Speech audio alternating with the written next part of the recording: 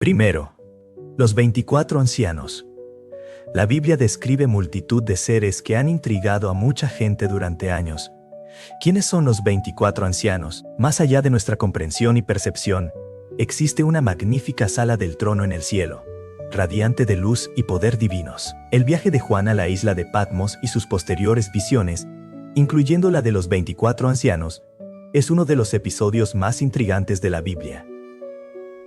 Entre las maravillas del reino sobrenatural, una presencia sobresale, un círculo de 24 ancianos vestidos de blanco, coronados de oro, sentados en tronos alrededor del trono principal. ¿Quiénes son estas figuras? ¿Por qué están allí? Tras dirigirse a las 7 iglesias, Juan se encontró repentinamente en el mismísimo trono de Dios. Vio a Dios sentado en un trono semejante a piedras preciosas. Alrededor de este trono había otros 24 tronos, y en ellos se sentaban los 24 ancianos. Estos ancianos vestían túnicas blancas y coronas de oro en la cabeza. En este video, exploraré todos los seres más misteriosos registrados en la Biblia. Por eso, te invito a suscribirte al canal, dale me gusta y mira el video hasta el final. Los ancianos, junto con los 4 seres vivientes alrededor del trono, se postraron ante Dios, arrojando sus coronas ante Él y declarando: «Higa Señor, digno eres de recibir la gloria, la honra y el poder, porque tú creaste todas las cosas, y por tu voluntad existen y fueron creadas». Apocalipsis 4, versículo 11. No hay ningún lugar en el Apocalipsis donde se detalle la identidad de los 24 ancianos. Por otro lado, es muy probable que sean representantes de la iglesia. Algunos creen que son seres angelicales. Sin embargo, esto es muy improbable. Es evidente que reinan junto a Cristo por el hecho de estar sentados en tronos. Se proclama repetidamente que la iglesia gobierna y reina con Cristo. La palabra griega, traducida como ancianos en este contexto, nunca se usa para referirse a ángeles. Se usa exclusivamente para referirse a hombres que han alcanzado cierta edad y son capaces de gobernar. Como los ángeles no envejecen, el término anciano no puede atribuírseles. Aunque los ángeles conservan vestidos de blanco, el color blanco se asocia más frecuentemente con los creyentes porque representa la justicia de Cristo que se nos atribuye en la salvación. Los ancianos llevan coronas de oro, lo que indica que no son ángeles. Los ángeles nunca reciben coronas y no hay evidencia de que las usen. Los querubines, seres vivientes, motivan a los 24 ancianos a participar en la adoración. Mientras los querubines adoran a Dios a toda hora, los ancianos son vistos como representantes del pueblo de Dios, particularmente en el Antiguo Testamento. Están adornados con las coronas de la victoria y se han trasladado al lugar que su Redentor les preparó.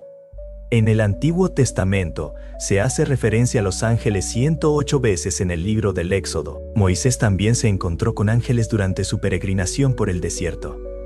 ¿Qué son las ruedas? El término rueda en hebreo antiguo se refiere a ruedas, pero son de particular interés las ruedas del trono de Dios mencionadas en la visión de Ezequiel.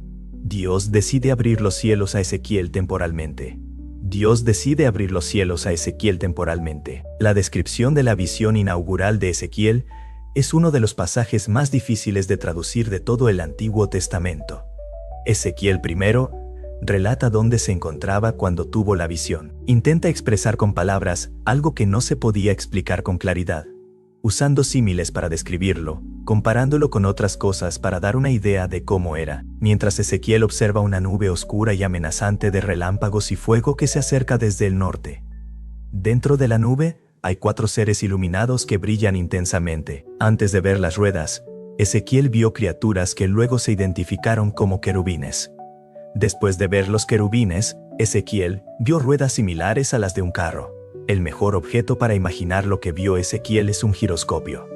Ezequiel describía algo que podía moverse en cualquier dirección sin necesidad de girar. Tengan en cuenta que Ezequiel describía lo indescriptible. Ahora bien, mientras miraba a los seres vivientes, he aquí, había una rueda en el suelo junto a los seres vivientes. Para cada uno de los 4, la apariencia de la rueda y su manufactura eran como un topacio brillante, y los 4 tenían la misma forma.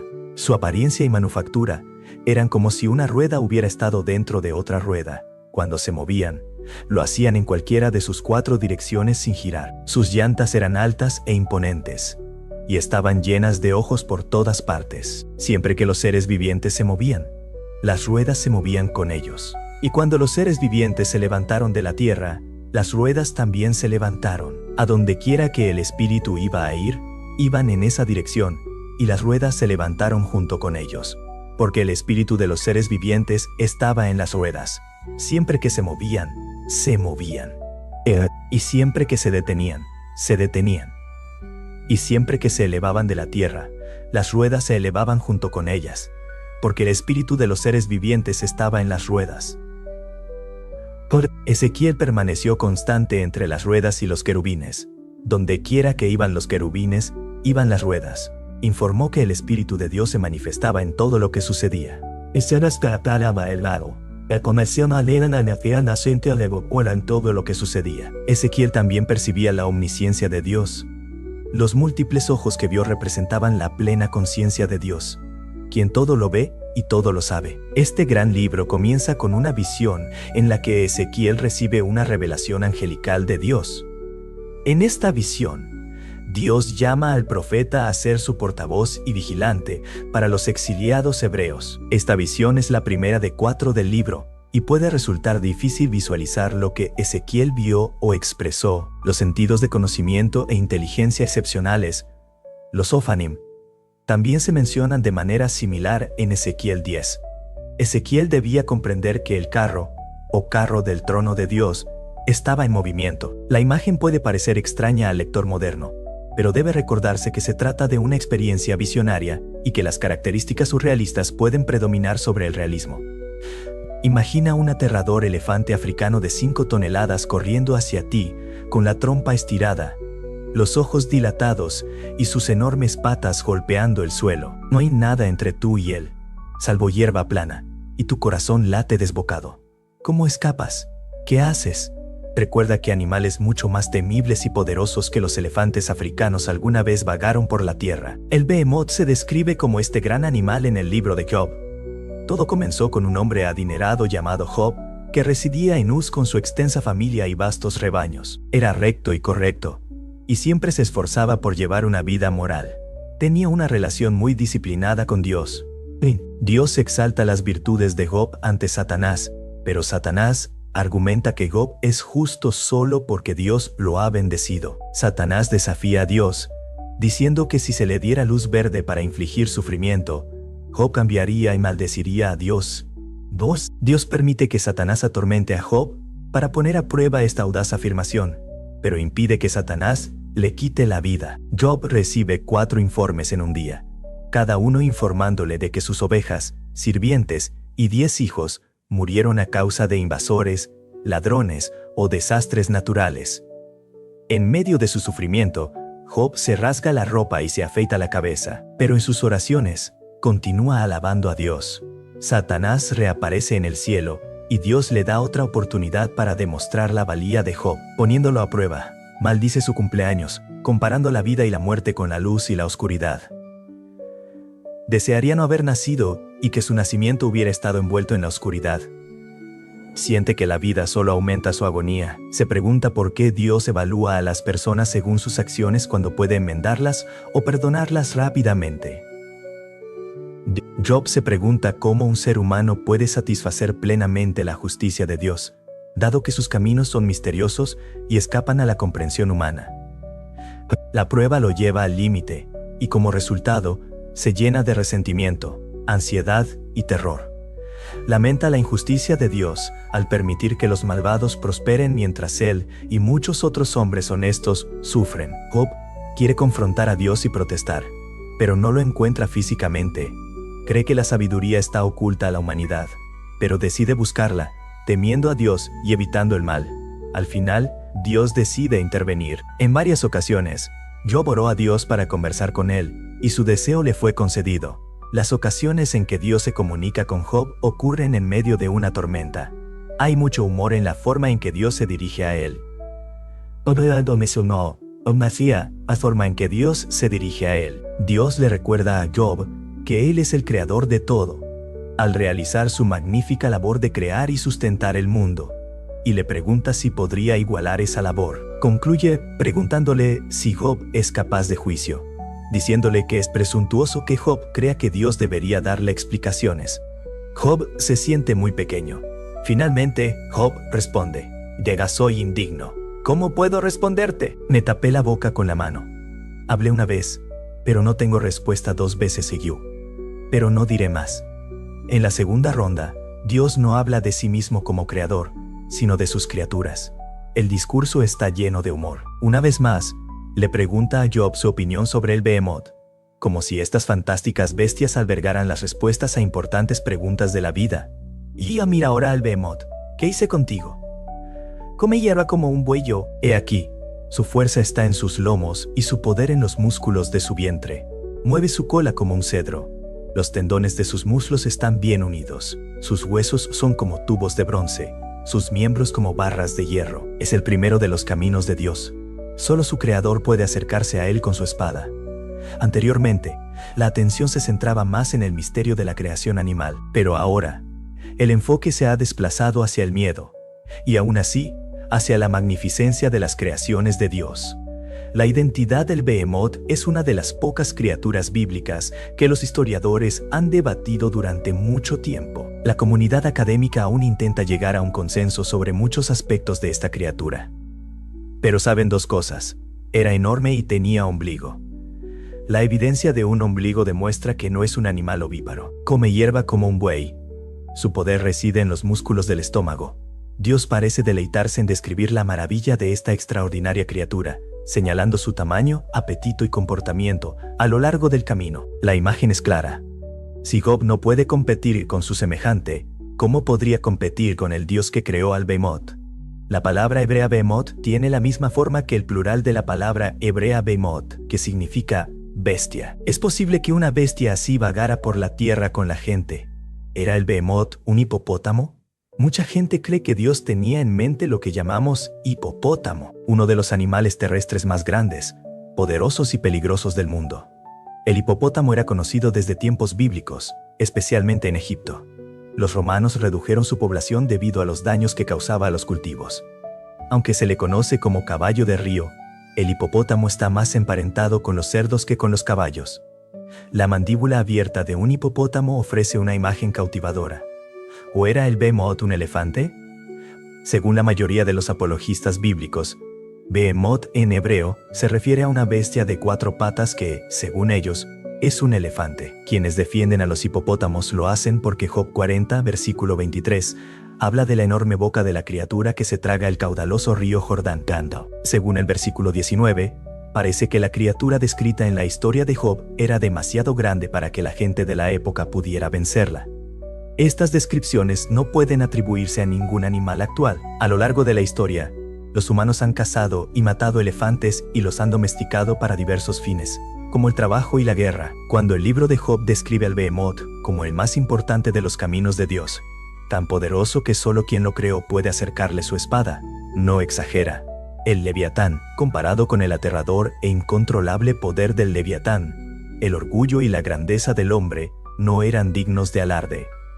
Cuanto más humilde es el hombre en la presencia de Dios, y ese es el punto. Ni Job, ni nadie tiene derecho a criticar la obra de Dios. El Leviatán es una gran criatura acuática.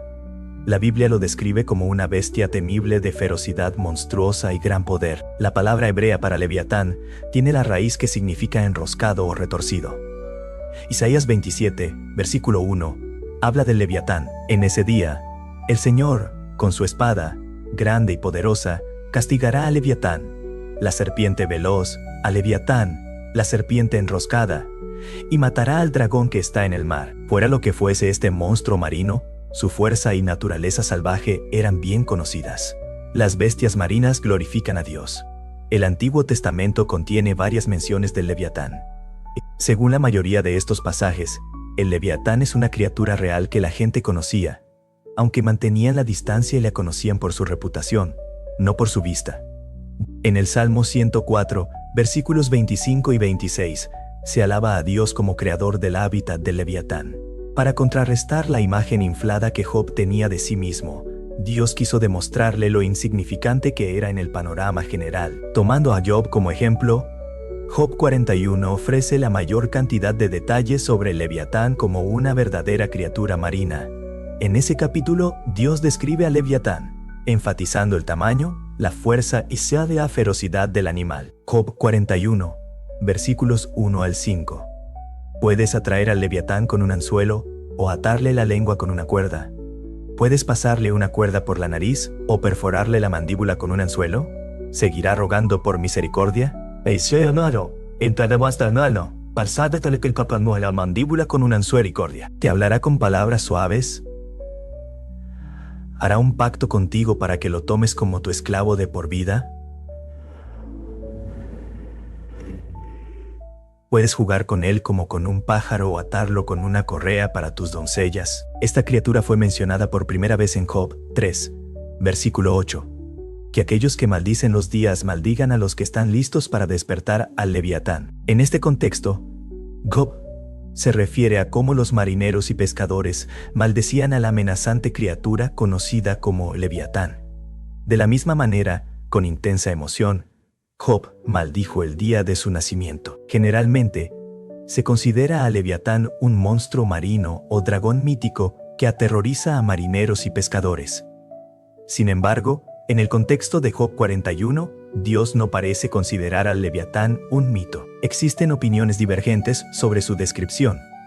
Algunos sugieren que podría ser un antiguo dinosaurio similar a un dragón que pudo haber sobrevivido hasta la época de Job, o haber permanecido en la memoria humana, sirviendo como ejemplo al que Dios puede referirse. Por otro lado, algunos creen que Leviatán es simplemente un poderoso cocodrilo. En este contexto, el propósito de Dios al proporcionarle a Job este relato del Leviatán es demostrarle su impotencia ante esta criatura. Job no puede hacer nada para detenerla. Job no tiene ninguna posibilidad. Los querubines son un grupo de seres celestiales creados por Dios. Son los primeros en la jerarquía angélica que aparecen en la Biblia inmediatamente después de la caída de Adán y Eva. Génesis 3 registra los eventos en el jardín del Edén. Tras violar el mandato divino de no comer del árbol del conocimiento del bien y del mal, era probable que Adán y Eva extendieran sus manos y también tomaran del árbol de la vida, viviendo así para siempre. Como resultado, fueron expulsados de su paraíso terrenal. Pero, ¿qué impediría que Adán regresara al jardín y desobedeciera a Dios de nuevo? La respuesta se encuentra en este versículo. Génesis 3, versículo 24. Así que Dios expulsó al hombre y colocó al este del jardín del Edén los querubines y la espada encendida que giraba en todas direcciones para guardar el camino al árbol de la vida.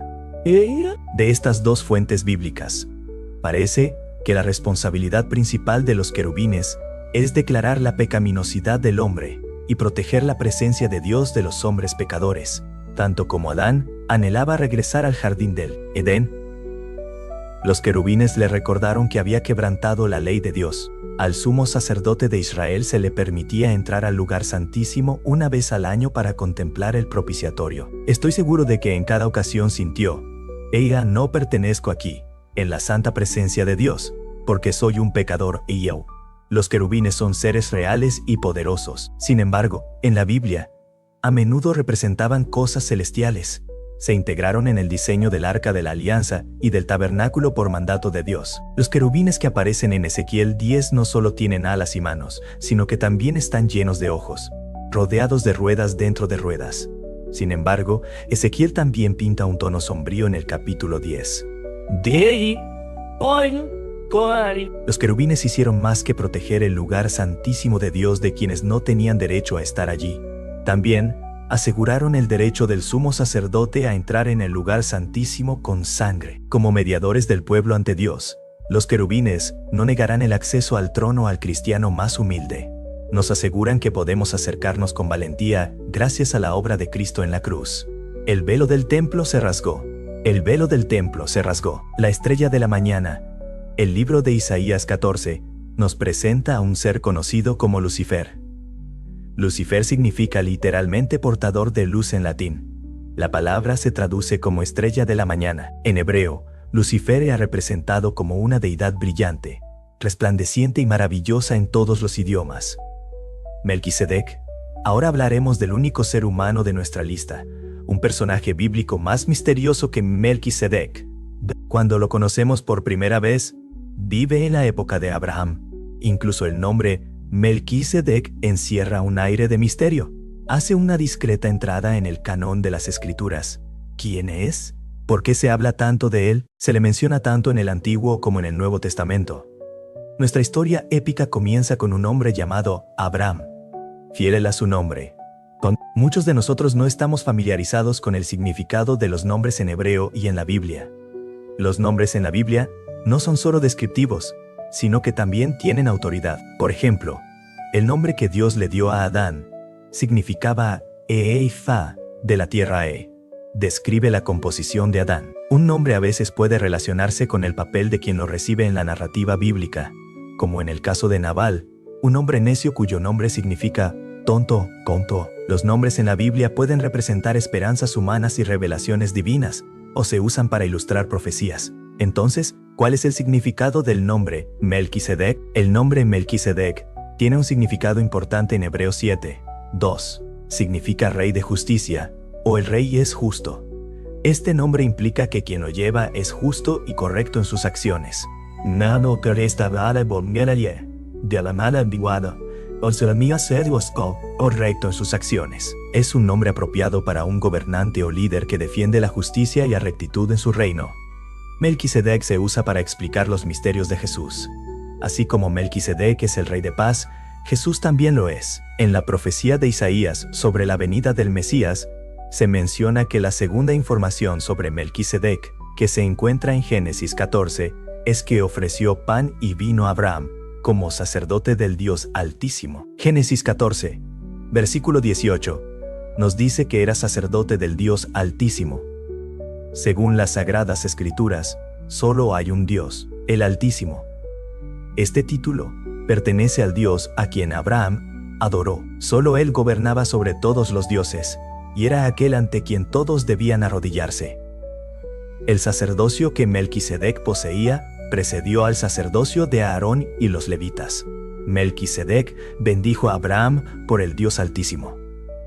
Melquisedec reconoció en Génesis 14:20 que el Dios Altísimo le había dado a Abraham la capacidad de derrotar a los enemigos. El orden y el misterio de Melquisedec se utilizan para explicar a Jesús, el hombre sin principio ni fin. La perspectiva interesante sobre Melquisedec es que nunca se le atribuye principio ni fin. Este sacerdocio de Melquisedec es un sacerdocio que continuaría hasta el fin de los tiempos en el Nuevo Testamento. La referencia a Melquisedec se encuentra en Hebreos. Este capítulo establece comparaciones entre el sacerdocio del Antiguo Testamento y el sacerdocio que el Señor Jesús posee ahora. Hebreos 6:20, donde Jesús entró como precursor por nosotros, habiéndose convertido en sumo sacerdote para siempre, según el orden de Melquisedec Seadabo. Bueno, y ciento de cafiantatías. Hebreos 7 nos proporciona más información sobre Melquisedec que cualquier otro pasaje de la Biblia.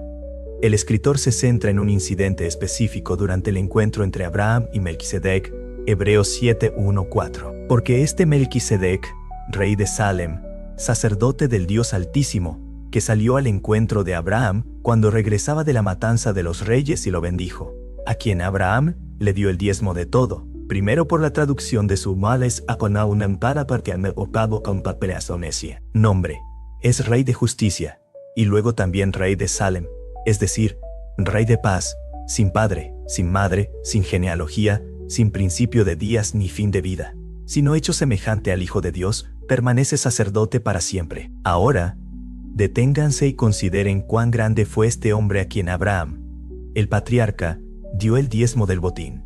Abraham es considerado el padre de los israelitas, el pueblo de Dios. Era muy estimado por su función. A pesar de ello, Abraham se sometió a la autoridad de Melquisedec y le dio la 10ª parte del botín de batalla. A pesar de su grandeza, Abraham se arrodilló ante Melquisedec. Su genealogía. En el versículo 3 aprendemos que Melquisedec no tenía padre, madre ni genealogía, ni principio de días ni fin de vida. Cabe destacar también que Melquisedec se asemejaba al Hijo de Dios. Este es un punto muy importante que debe destacarse, pues demuestra que él es un tipo de un sacerdote aún mayor. El Señor Jesús, su ciudad, la ciudad de la paz, representada proféticamente en la obra del Señor Jesús, quien nos trajo la paz. Abraham demostró su aceptación del sacerdocio de Melquisedec al presentar la 10ª parte de todo lo que poseía. Los versículos 9 y 10 dejan claro que Abraham era un símbolo del futuro sacerdocio levítico que estaba a punto de establecerse. El ángel de la muerte. Quizás hayamos oído hablar del ángel de la muerte, pero ¿qué hay de él? ¿Existe una distinción entre ambos? Vemos este capítulo en Éxodo. Para quienes conocen al ángel de la muerte, debido a que los egipcios se negaron a liberar a los israelitas esclavizados, Dios envió varias plagas sobre ellos, la peor de las cuales fue la última. La última plaga involucra al ángel de la muerte. Éxodo 11, versículos 1 y 2. Entonces el Señor le dijo a Moisés: «Oiréis, traeré una plaga más sobre Faraón y sobre Egipto. Después de eso, los dejará ir de aquí. Cuando los deje ir, seguramente los expulsará de aquí para siempre. Hablen ahora a oídos del pueblo, y que cada hombre pregunte a su vecino y cada mujer a su vecina, objetos de plata y objetos de oro». Moisés regresó a los aposentos reales para una última entrevista con el rey. Éxodo 11, versículos 4 y 5. Entonces Moisés dijo: «A esto es lo que el Señor hará. A medianoche saldré en medio de Egipto, y morirán todos los primogénitos de la tierra de Egipto, desde el primogénito del faraón que se sienta en su trono, hasta el primogénito de la esclava que está detrás del molino, y todos los primogénitos del ganado. Hubo guerras en el pasado y las habrá en el futuro. Egipto acababa de sufrir 9 plagas, y se avecinaban más desastres nacionales. Pero nunca volvería a haber una ola de luto como esta.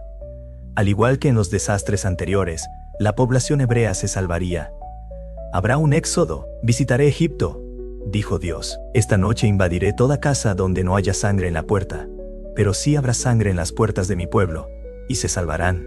Esa noche se hizo historia porque el pueblo creyó en el hombre de Dios y siguió su plan. Como resultado, el Señor les dijo que Faraón se negó a obedecer, exponiéndose a sí mismo y a su pueblo a la ira del Señor. Y a medianoche, el Señor hirió a todos los primogénitos en la tierra de Egipto, desde el primogénito del faraón que se sentaba en su trono hasta el primogénito del prisionero que estaba en la cárcel, y todos los primogénitos del coquesián, y todos los primogénitos del ganado. Faraón se levantó de noche, él y todos sus siervos y todos los egipcios, y hubo un gran clamor en Egipto, pues no había casa donde no hubiera un muerto. Cumple su palabra. El ángel destructor no perdonó a nadie que no estuviera preparado, ni siquiera al rey. Los dedos húmedos de la muerte, atormentados como una terrible aflicción, pero no tocaron a nadie del pueblo de Dios. La palabra de Dios nos dice que no había residencia en Egipto donde no hubiera muerto a alguien. Piénsenlo. ¿Qué noche tan impactante fue aquella? No puedo concebirlo del todo. Esa noche, una gran multitud marchó por las calles hacia la frontera, mientras los lamentos y gritos de los egipcios de luto resonaban en la oscuridad. El ángel de la muerte es otro nombre para el ángel destructor. Dios usó seres angelicales, mensajeros celestiales de algún tipo, en diversas ocasiones para traer juicios sobre los pecadores en la tierra. Este ser se conoce como ángel destructor en varias traducciones bíblicas. No existen evidencias bíblicas claras de que un solo ángel fuera designado como ángel destructor o ángel de la muerte. Lo máximo que podemos afirmar es que las referencias a un ángel destructor en la Biblia se refieren a un ser o seres celestiales que vinieron a destruir a quienes estaban bajo el juicio de Dios. En lugar de destructor, algunas traducciones usan ángel de la muerte.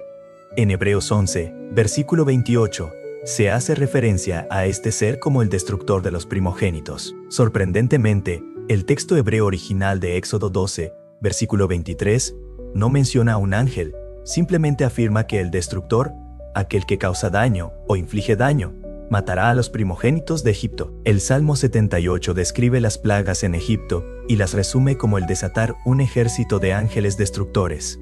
Aquí se usa la palabra hebrea para ángel, pero no se refiere a un ángel específico. Dios también envió un ángel destructor, un mensajero celestial que trajo destrucción para juzgar a los israelitas como resultado del pecado de David. Al censar al pueblo desde aquella mañana hasta el fin del tiempo señalado, el Señor envió una plaga sobre Israel y murieron 70,000 personas. Cuando el ángel extendió su mano para destruir Jerusalén, el Señor se arrepintió del desastre y le dijo al ángel que afligía al pueblo: «Ega, basta, retira tu mano». El ángel del Señor estaba entonces en la era de Arauna el Jebuseo. Cuando David vio al ángel herir al pueblo, le dijo al Señor: «He pecado yo. Los serafines, ¿qué son?». Los serafines son seres divinos creados por Dios para servir y adorar. Estas 6 criaturas angelicales aladas están constantemente presentes en el trono de Dios. El profeta Isaías nos dice que los serafines son 6 ángeles alados y ardientes que rodean a Dios mientras Él se sienta en su trono exaltado y lo adoran continuamente. En Isaías 6, los serafines también ministran al Señor y sirven como sus agentes de purificación, como lo demuestra la purificación de los pecados de Isaías antes de comenzar su ministerio profético. El término serafín aparece en la Biblia solo en el capítulo 6 de Isaías. Isaías 6 es el único pasaje bíblico que usa el término serafín, que significa los que arden. Isaías describe su intensa visión de la corte celestial de Dios en ese capítulo bíblico. El profeta vio específicamente a Dios sentado en un trono exaltado, rodeado de ángeles voladores conocidos como serafines. Esto implica que estos ángeles asistentes están encantados con Dios. Los serafines parecen humanos, como los describe Isaías, con rostros, manos y voces. Isaías 6, 1-2. En el año de la muerte del rey Usías, vi al Señor sentado en un trono alto y sublime, y la orla de su manto llenaba el templo. Sobre él estaban los serafines, cada uno tenía 6 alas. 2 les cubrían el rostro, 2 les cubrían los pies y 2 volaban. Estos ángeles pueden aparecer como llamas ardientes. El término serafín deriva del verbo hebreo saraf, que literalmente significa quemar con fuego, o más específicamente, destruir con fuego. El nombre también podría aludir a la función de los serafines como agentes de purificación. Dios creó a los serafines como criaturas sin pecado, pero no deben confundirse con Dios. La importancia de la proximidad de los serafines a Dios, sumada a su reveladora alabanza, no puede subestimarse. Y cuando los serafines dicen que toda la tierra está llena de su gloria, dan testimonio de primera mano de lo que proviene de la cima del cielo. Desde la perspectiva sobrenatural de los serafines, podemos ver que la gloria de Dios es infinita, indescriptiblemente valiosa y tan poderosa que no cabe en un solo reino. Su gloria irrumpe en el cielo, se despliega por el reino espiritual y se desborda por toda la tierra. Esta gloria revelada nos permite vislumbrar a un Dios santo. Ser santo significa ser distinto y reverenciado. Esta triple invocación de la palabra Evia Santo U para describir la naturaleza sagrada de Dios aparece solo 2 veces en la Biblia, ambas por ángeles. Si alguien es transportado en visión al trono de Dios, y si los puros y santos serafines muestran tal reverencia en la presencia del Señor, ¿cuánto más deberíamos nosotros, criaturas pecadoras, acercarnos a Él con reverencia? La reverencia de los ángeles hacia Dios debería recordarnos nuestra propia arrogancia cuando nos precipitamos irreflexivamente a su presencia, como a menudo hacemos por no comprender su santidad. En Apocalipsis 4, la visión de Juan del trono de Dios fue similar a la de Isaías. Con reverencia y asombro, los seres vivientes reunidos alrededor del trono exclamaron: ¡Ea! ¡Santo! ¡Santo!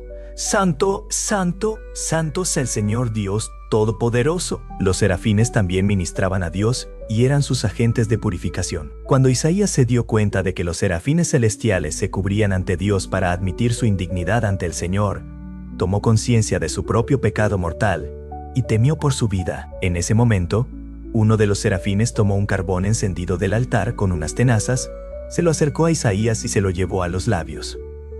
Los serafines aseguraron a Isaías que su culpa había sido perdonada y su pecado expiado como resultado de este acto.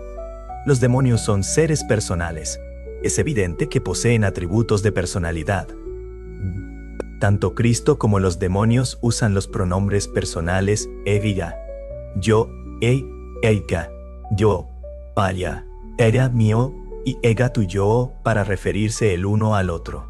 El espíritu demoníaco dentro del hombre poseído, y no el hombre mismo, fue el responsable de la posesión demoníaca. La posesión demoníaca ocurre cuando un espíritu reside dentro de un cuerpo humano y exhibe su propia personalidad a través de la personalidad del cuerpo anfitrión. Prácticas supuestamente inofensivas de ocultismo, espiritismo y otras abren la puerta al engaño para los creyentes y a un verdadero peligro demoníaco para los incrédulos. La gente suele involucrarse en el ocultismo o en actividades demoníacas porque algo parece funcionar.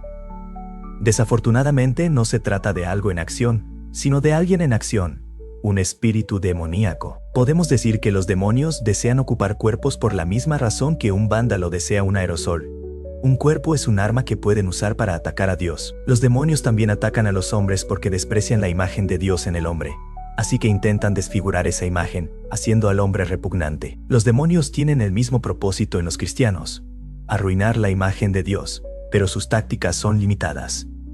En cuanto a los cristianos, los espíritus demoníacos fueron desarmados por la obra de Jesús en la cruz, aunque pueden engañar a los cristianos, atrapándolos en la incredulidad. Los demonios también tienen nombres personales. Jesús le preguntó al demonio: ¿cuál es tu nombre? Lucas 8, versículo 30. Probablemente Jesús le preguntó su nombre para comprender la magnitud del problema. Sabía que el hombre estaba lleno de muchos demonios, no solo uno. Cabe destacar que Legión no es un nombre. Era evasivo, amenazante e intimidante. El habla y la comunicación demuestran personalidad. Los demonios hablaron con Cristo, y Cristo habló con los demonios. Le rogaron que no los enviara al abismo. Los demonios que habitaban en este hombre no querían ser aprisionados en el abismo, que es el pozo sin fondo descrito en Apocalipsis 9, versículo 1. En apariencia, un lugar de confinamiento para ciertos espíritus demoníacos, los demonios ejercieron su voluntad y suplicaron a Cristo que no los arrojara al abismo, sino que les permitiera entrar en los cerdos. La autoridad de Cristo sobre ellos es esencialmente una exigencia de su voluntad sobre la de ellos, un mandato que debían obedecer. Los demonios tienen inteligencia, conocían la identidad del Señor Jesús. Uno de ellos reconoció a Pablo y el ministerio que dirigía a una esclava. El Espíritu también le permitió discernir información confidencial mediante la adivinación. Hechos 16, versículos 16 al 17. Los demonios son seres espirituales. Son espíritus incorpóreos, carecen por completo de cualquier forma material. Los demonios pertenecen al reino espiritual y su única manifestación son los problemas que causan. Algunos son más malvados que otros. La Biblia habla de grados de maldad entre los demonios. Jesús dijo que estaba expulsando a un demonio cuando éste se fue. La palabra de Dios nos dice que, aunque Satanás había atado a la gente, Jesús reveló su autoridad al vencer sus fuerzas malignas, liberando a los cautivos y repartiendo el botín de Satanás. Número 10. Lucifer. Un personaje conocido como Lucifer aparece en Isaías 14. La raíz latina de Lucifer significa el que trae la luz, mientras que la traducción hebrea es estrella de la mañana. Lucifer fue representado como un ser radiante, brillante y majestuoso. En cualquier idioma, era un ángel de alto rango. Lucifer era uno de los ángeles principales de Dios, junto con Miguel y Gabriel, en las huestes celestiales de Dios. Sin embargo, en algún momento, Lucifer cometió un grave error. Él desafió a Dios. Lucas 10, versículo 18. Les dijo: «Ewa, vi a Satanás caer del cielo como un rayo. Como maestro de la calumnia y la difamación, sigue buscando socavar diversas formas de autoridad que Dios ha establecido tanto en la iglesia como en el mundo». Cuando Lucifer fue expulsado del cielo, no detuvo su rebelión, sino que continuó estableciendo su propio reino en oposición al reino de Dios. El corazón de Lucifer se enorgulleció debido a su belleza, y esa fue la razón por la que fue expulsado del monte de Dios. ¿Cuál fue la motivación inicial de Lucifer? ¿Cuál fue el pecado original? El orgullo. El pecado original se cometió en el cielo, no en la tierra. No fue embriaguez, ni adulterio, ni siquiera mentira. Fue una cuestión de orgullo. Sigue siendo el pecado más mortal de todos. A muchos feligreses jamás se les ocurriría cometer adulterio, ni emborracharse, pero se dejan seducir fácilmente por el orgullo, sin reconocer lo dañino que es. Lucifer era tan hermoso que se enorgullecía de sí mismo. Su orgullo culminó la transformación de Lucifer en Satanás. Dios le había otorgado a Lucifer su poder, autoridad, belleza y sabiduría. Pero su actitud errónea convirtió esos dones en instrumentos para su propia destrucción. Me impacta darme cuenta de que hombres y mujeres, llamados y equipados por Dios, aún hoy cometen el mismo trágico error que Lucifer. Isaías 14, versículos 12 al 15. Examina el motivo de la rebelión de Lucifer. Su deseo era estar al mismo nivel que Dios. Se imaginaba tan inteligente, hermoso y majestuoso que supuestamente pensó, Deiga podría ser Dios. Yao. Según las escrituras, Lucifer socavó la lealtad de 1/3 de los ángeles de Dios y los atrajo a su rebelión y caída. Los eruditos bíblicos generalmente coinciden en que Lucifer estaba a cargo de orquestar la adoración en el cielo. Fue un maestro musical que sigue usando la música para cautivar a la gente hoy en día. Lucifer estaba a cargo del santuario de Dios en el cielo, responsable de los servicios religiosos. Era el querubín que cubría el lugar donde se manifestaba la presencia de Dios. Era responsable de la música. Era un artista. Tuvo mucho éxito. Entonces se rebeló y cayó. Orgullo. Las líneas de batalla están trazadas. Fue expulsado de la presencia de Dios tras enorgullecerse de su sabiduría y belleza, y tras tramar su rebelión contra Dios. Sus ángeles traidores también fueron expulsados con él. Lucifer fue quizás la criatura más sabia y hermosa de todas las criaturas de Dios. Pero las escrituras dicen que su corazón se enalteció. La caída de Lucifer, Satanás comenzó desde dentro antes de conducir a su caída. El contraataque de Satanás, el ángel caído, enemigo de Dios y del hombre, tomó represalias. Sentía una enemistad particular contra el hombre por 2 razones. Primero, podía atacar la imagen de Dios en el hombre, pues éste representaba visiblemente a Dios ante el resto de la creación. Satanás no podía tocar a Dios, pero sí podía guerrear contra la imagen misma de Dios en el hombre. Su deleite era profanar esa imagen, destruirla, humillarla. Y para ello, trabajó incansablemente. La acción de Satanás buscaba desfigurar y degradar la imagen de Dios en el hombre. Buscando hacer al hombre repugnante, intentó destruir no solo la imagen física, sino también el carácter moral y espiritual que refleja a Dios. Satanás siente un odio especial por los cristianos porque, a través de ellos, la imagen de Dios se restaura y se refleja en el mundo. Su estrategia consiste en corromper y desviar a los cristianos de su camino, buscando debilitar su fe y comprometer su testimonio.